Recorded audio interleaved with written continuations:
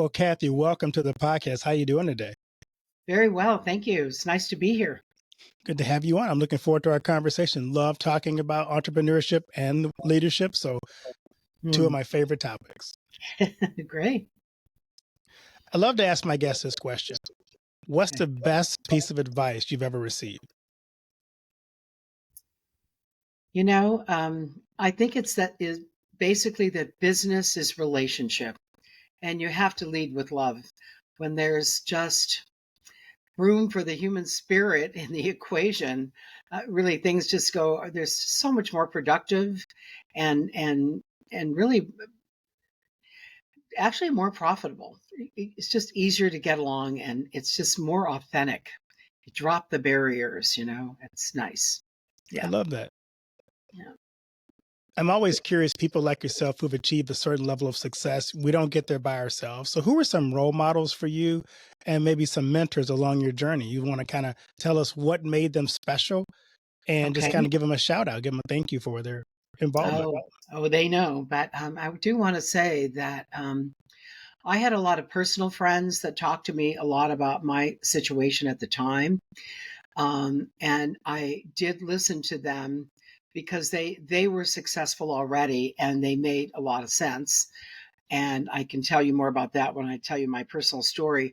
But probably the biggest influence later was something called the World Business Academy, and it was an academy of all CEOs, and I had to fly up from Southern California to San Francisco every month for the meeting, and I didn't miss a meeting in 22 years, and we had them all over the world because it was so valuable to have the authentic, real people that wanted to put spirit into business and ethics and morals, and to really care about people, and to be the change we wanted to see in the world, especially in business.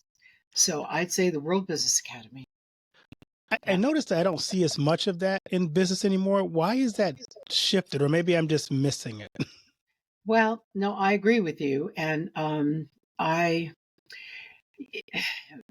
in my story, really, I'm, I was so. First of all, my story is that I didn't even think about having my own company. I was an independent contractor. I was doing sales, and I was working for these five men in LA that owned a company. And I was unfortunately the only female salesperson in the company. So they'd close the door of the sales meeting, and the president of the company was there's like 30 guys and me in the room. And he would say, well, yes, Kathy has the highest sales totals again this month. So, how do you guys like being beat up by a skirt? And he used to all these things about taking women and putting them lower than men. And I'm not saying that it still doesn't go on, but I think it's a little bit better. And I'm not sure you could say that anymore to someone. But and then I remember one time we were standing in the warehouse because it was a distribution sales company, and there were so many products, all around. And I was looking at him, and he looked at me and he said, you're a woman and you could never do this. And he looked around at everything. And I remember going home, and here's the real key that one of my friends just couldn't stop talking about. He said, Kathy, you're the highest salesperson in there. You're getting no respect for who you are, never mind your gender. But they kept wasn't an employee. I was an independent contractor, and they kept two-thirds of the money, and I kept a third, and I was making them a lot of money, and they were going, you don't need them, they need you, why don't you start your own? And that sort of planted the seed. And I'm sorry to say it took me 8 months later to leave, but I had so much fear. And I write in my book about never stay for the money, because I thought I was making a lot of money. Right. And um and and so you finally have to get to where I said I can't even walk into that office anymore. I feel so demeaned and not heard and not listened to. And so I think out in the world some of that is still going on, and I'm in their case, I think, I'll be bold to say, I think some men are really afraid of women, and we should have a way to, find some common ground and treat each other well. So, I would, so anyway, finally, when I left, um, and started my own company, I would say that I wasn't a CEO for more than a year, a little over a year. And I read this article by Willis Harman, a great scientist at the Stanford Research Institute. And he said, all these business people are coming over to the Stanford Institute and they want to talk about having business with science in business, spirituality in business. And I finally told them, well, why don't you start something where people can come and talk about that then?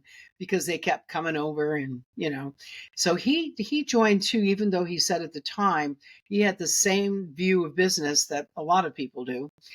But as we got together, and as reading this article on a Saturday, and I was getting so excited, I knew in my gut that this was the place for me, because in Orange County, California at the time, this was the late 80s, the dialogue was up here and I needed to go here.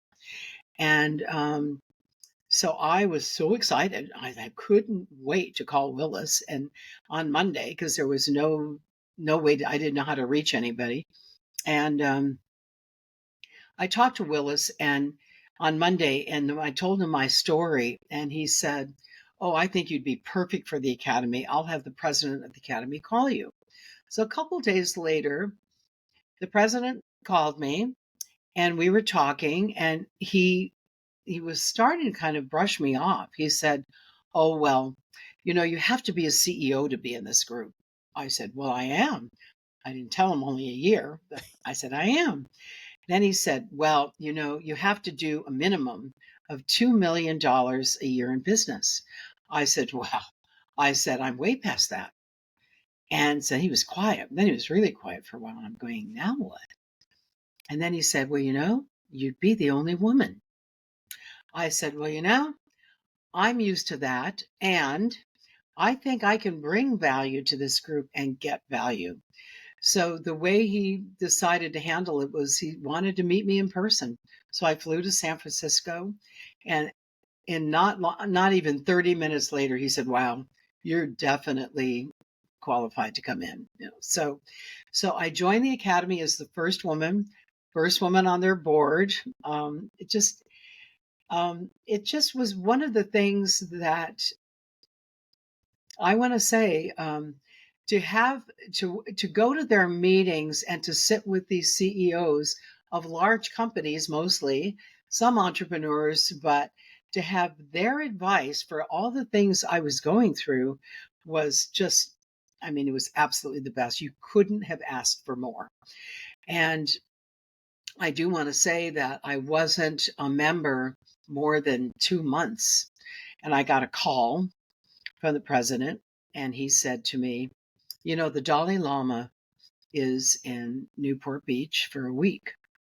And he says, "How would you like to go?" He says they were going to let 6 members of the World Business Academy in, and it's at a private home with only 40 people, and you get to ask any questions that you want. He's going to sit with each one of you alone. I thought, wow, what an opportunity. I said, "No, I'll be there."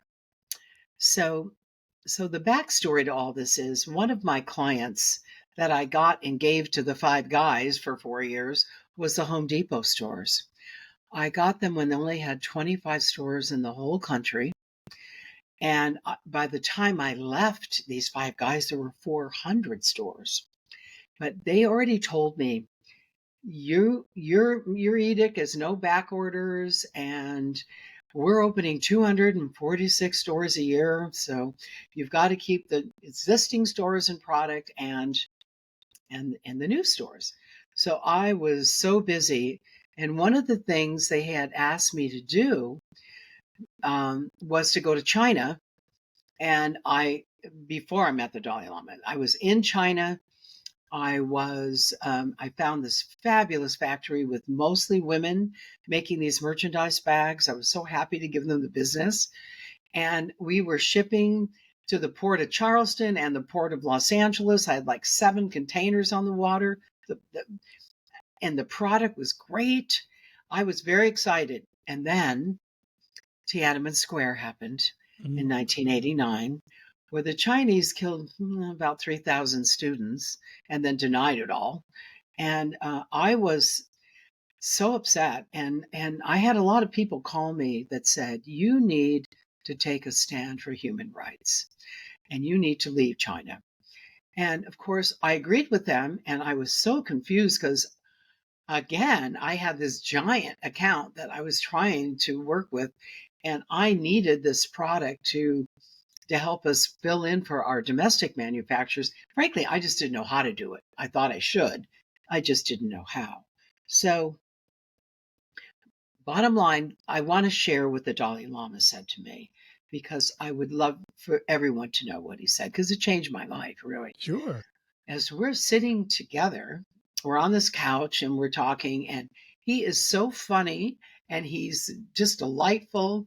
He really has a great sense of humor. So when we were talking for a while, then I explained to him what was going on. This was my question for him. And so what he did was he stood up. So, of course, when he stood up, I stood up. And he took my hands in his hands and he said, "Kathy, why would you punish the Chinese people further for the thoughts of a few?" He said, "That's not how you create your reality."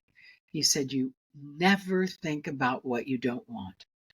You only put your thoughts into what you want to see, into the pool of consciousness you want to see, act like it's already happened, and you just keep moving forward." If we think about that advice, Keith, that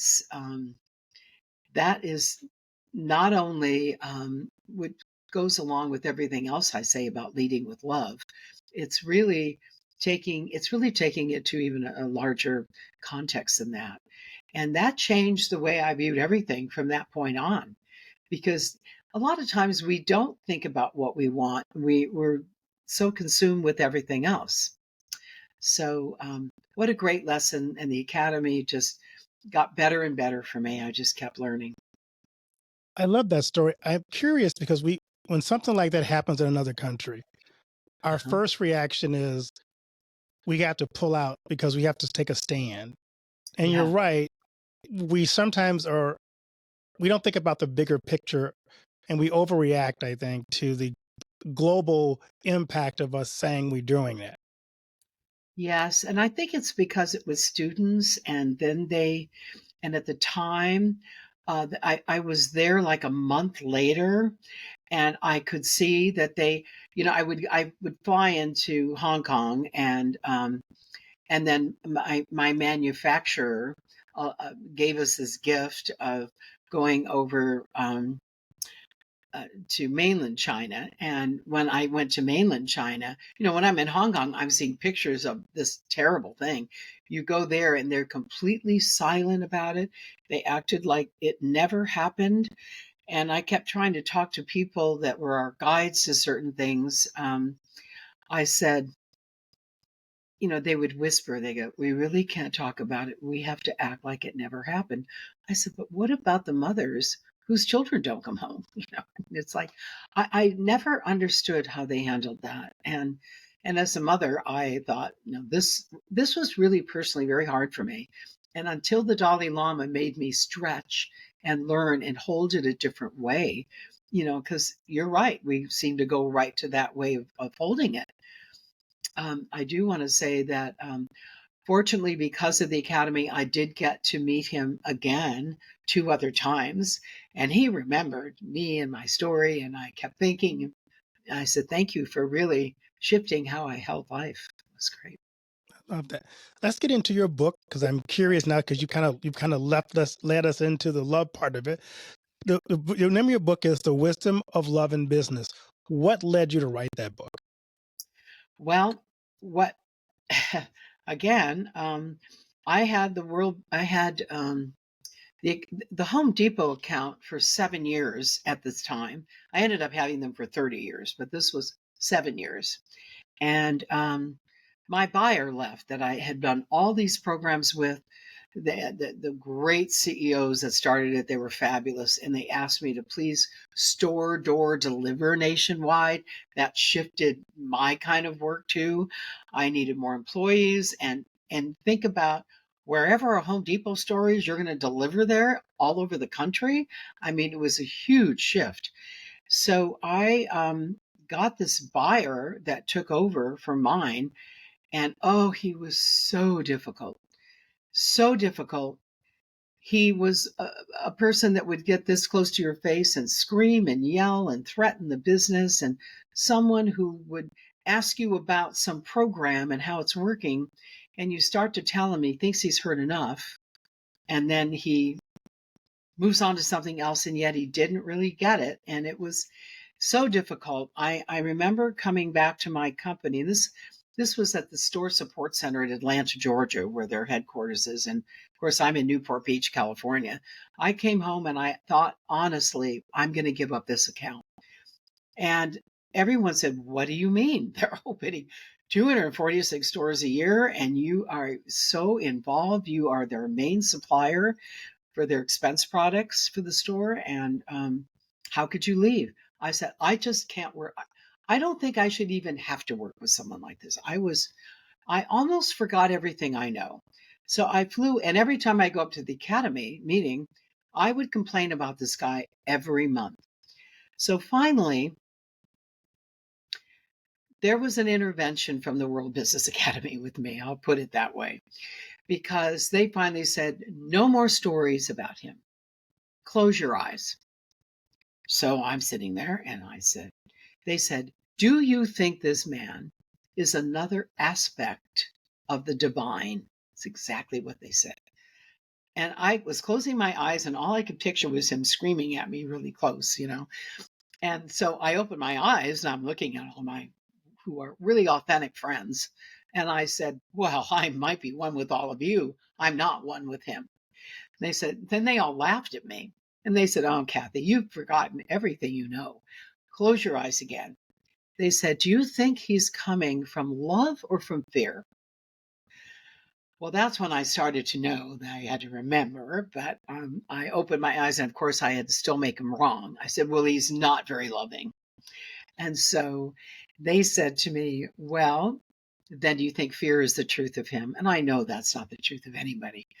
We're all God's children, and we're all born in love. And so I thought, they said, this is what we want you to do. And you should do this with anyone that's really difficult, you know, and is harder to work with. Because all you do when he complains, you're bartering up against him, and nothing really it's not productive. And it's certainly not satisfactory. It's a difficult way to work. So they said, we want you to beam him love. I don't care if it's on the phone. I don't care if it's in person, but you don't have to say anything, but let your higher self do business with his higher self, and just love him for the way he is and the way he's not. So I remember flying home that day from the meeting thinking, this is not going to be easy. How am I supposed to beam him love? And, I was really looking at my belief system, which I think is very important. So, and it's like synchronicity. Right after I got home, he called because there was all these price increases on Poly. And so he said, we're the depot and we're not paying for this. Get in my office. He was really upset. So I ended up flying to Atlanta shortly after that. And I'm sitting in the waiting room thinking about beaming him love. Anyway, bottom line is I did do that. And I did it for a year and a half.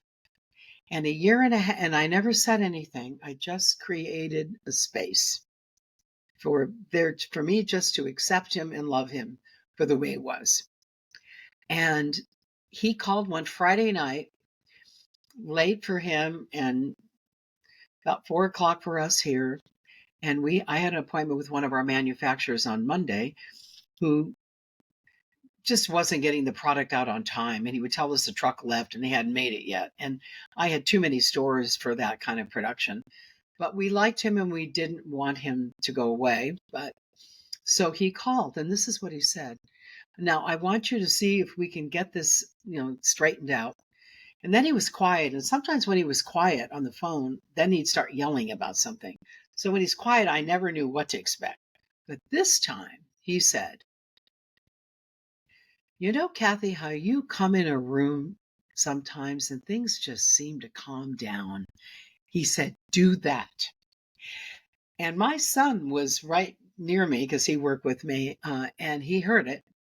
And I looked at him, and he knew that he finally was really feeling what I've been doing, And I have to say, from that point on, not only did he give us just millions of dollars more worth of business because he loved us as vendors and was always wanting to be around us and was always saying, look at these guys, they're like family, they're not like vendors. I mean, it paid off in spades, and I would have to say that I learned a lot, and from that point on, that's the way I did business. So your earlier question about why do you think it's sort of still going on today, I think we all need to have maybe our own personal experiences to see the shift in things. But that's a long answer to your question, is why did I write the book? I wrote the book because we did between 30 and 40 million dollars a year in business. You don't get that, and you don't keep an account for over 30 years if you're not doing something right. And I definitely wrote it so and I kind of was leaning towards women because I wanted women never to believe what I was told. Because you got to remember, when I was told all that, I wasn't even thinking about my own company. But I've not only empowered myself, I've empowered others, and I've empowered business and the way.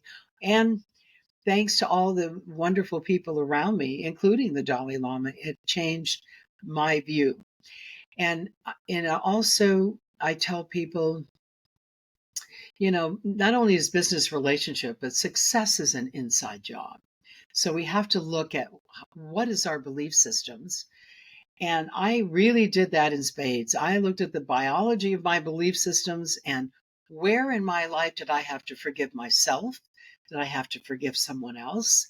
And let all those things go and let your own genius and creativity come out. And that's the other reason I wrote the book. My book has a lot of tools for transformation in it because it's all the things I learned. I love that word transformation because that's a key for so much that we do in life is transformation. How do Yeah. you teach that to people? Because it's hard to just kind of wrap your mind around. I mean, we can define it in our minds, but how do you teach that to people? Well, I think the way that, and I had a co-writer who the Academy used, and she's just wonderful. She straight A's at Harvard. She's in the Writers Guild of America, and she writes scripts for Hollywood. So she's really good. And when I told her this is a business book, but I really wanted to show, more of a higher consciousness that we could hold and do this with. And she said, I've always wanted to write a book about women in business. So we did this together. And the way we did it was I share my story about, how it all started. And then for each chapter, I have a quote, an old wisdom quote, I call it, that this quote, then I give you a story in my life that almost matches the quote. And then at the end of the chapter, I have what I call a Dear Reader page. And then I say, Dear Reader, where in your life is this going on? Have you looked at this? This was my way of teaching, not only telling what happened to me, but having them look a little deeper. Then we go on to the next chapter, and there's more quotes. And by the end of the whole book, we did this tools for transformation. There's a couple pages, and we took every chapter and like the major lesson for each chapter. And we put, and even I go to my book, to my tools for transformation, when I think I need it. So that would be my way of teaching what I learned, because honestly, the things that have happened to me since, I mean, even to get the National Association of Women Business Owners gave me a Lifetime Achievement Award. And that says a lot for women nationwide. And also, in Orange County, California, I was in the top 40 women owned businesses. This is a great way to teach, because these are great things that happened that I wasn't even expecting. It was just doing the inner work. And that was my way of sharing my friend Jean Houston always says, people learn from storytelling, tell your story. So I finally wrote the book. Yeah. So, I love that. yeah. Entrepreneurs are a unique group of people. Yes. So, what are some, if you're talking to a young entrepreneur right now who's just starting out, what advice do you have for them? I still say, do the inner work, because we don't, we've all had trauma in our life. And sometimes we don't know that the trauma is still gets in the way of everything we think we want to do, but it stops us. It did for me too. I have a lot of fear. My fear was so strong. It was like this pillar, a steel pillar next to me, and everywhere I'd move, it'd go with me. And finally, I just talked to it. I said, I know you're there, but come on along. We're going to do this anyway. I mean, you have to realize what the way you're thinking. And I like that word, the biology of belief, because it does make a difference on how we live. So that's the one thing I would say, because I too, and that's what I talk about in the book, because I had a lot of fear. And when you move through, when you can just forgive and move on, I have to tell you, it seemed like synchronistically things started to drop in my lap because I was open to them. So that would be my greatest advice for any entrepreneur. Yeah. What do you hope readers take away from reading your book? Well, I hope that they see the success that comes from being loving and putting the human spirit into business. It's just, I don't think it's there enough. And when I look at this difficult buyer that I had, by my loving him, it not only made me a better person, it made my company grow, but he recently retired and had his 70th birthday party in Las Vegas and invited me and my son. And he couldn't thank us enough. He said, "You are like family."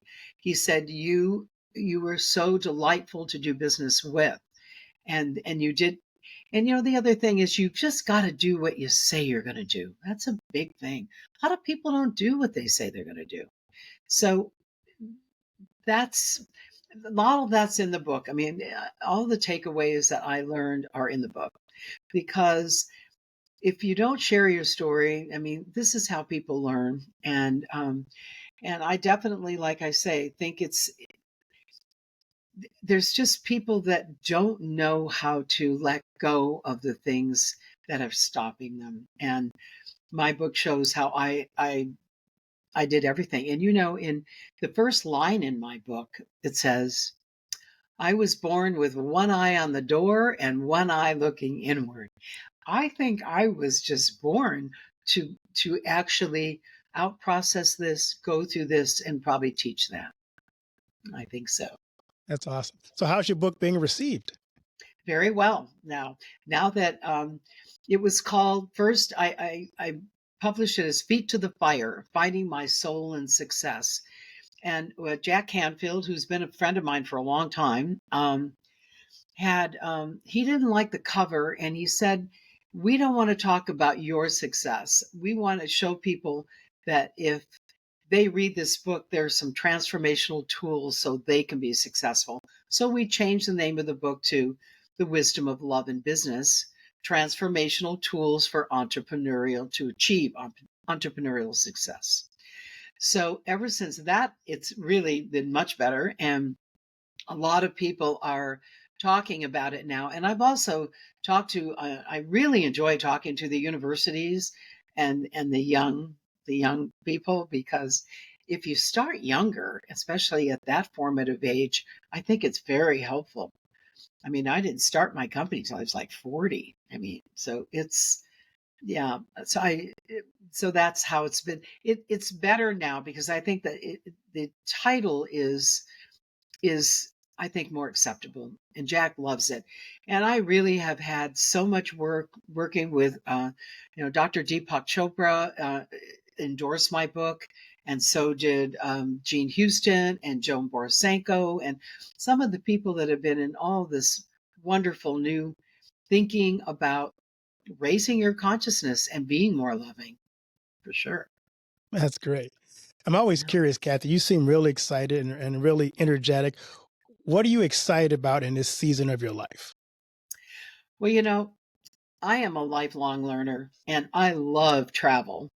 And I've done a little bit of it, but ever since we've redone the book, I have really been busy with the book. But I have my eye on more travel, because I think has to be balance in life. And so sometimes we get into some periods where it seems like it's so focused that we're not looking at anything else. But no, I love to learn. And I think by travel, you learn and you talk to other people and you find out what their thinking is and you learn. So, yeah, that's what excites me the most now. That's awesome. I love to travel too. Don't have much Yeah. time to do much of it, but I'm going to have to do more of it in my life. But yes, I support that. Yeah. I'm always love to ask my guests this question. Okay. What do you want your legacy to be? Hmm. I, um, I just think it's learning to live with kindness and compassion and mindfulness. And now that's what I do, and I'm kind to everyone. And certainly in doing business, there's I like to tell people, you really have to walk gently around people, because some wounds are not visible. And so it was a very hard lesson for me. I struggled until I did have some help, again, the intervention. And I think that that's really what I hope to continue to teach, and to where people will remember that. That's awesome. I love that. As we wrap up our conversation, what key takeaways do you want the listeners to gather from our discussion today? um, how I think we know our future. And when I was working for these five men and I was just working away and doing well, I didn't even think about the larger picture for me. And I think sometimes I just want people to not stay in their limitations, but to think bigger. And that's what the book really shows. And we all are available, and to be more open and loving. It's all there. It's all on the inside. We are divine, and we do have it within us. We just have to decide that that's what we want for our life. Yeah. That's amazing. So, where can people find your book, The Wisdom of Love in Business, and connect with you on social media? Okay. Well, my book is for sale on Amazon. There's also an Audible book, as well as a book. And then I have a website, thewisdomofloveinbusiness.com. There's some other things on there. And I'm on Facebook and I'm on LinkedIn under Kathy Gardarian. And it's Kathy at kathygardarian.com. Well, Kathy, thank you so much for what you do and for sharing this, because it reminded me to take a look at ourselves. And I love that idea of leading with love, because we have so much disharmony in our culture today. So And much. instead of returning with love, we kind of return either with fear or anger. But to pour into people with love, it just kind of leads in the way that, like you said, God created us to be.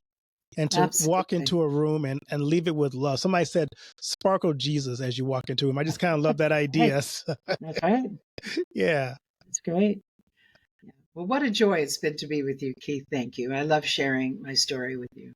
Well, thank you, Kathy, and blessings on your book. May you sell billions of copies because I think it has huge impact for the way the business world can be that place where people Yeah, can it find works. themselves and Okay.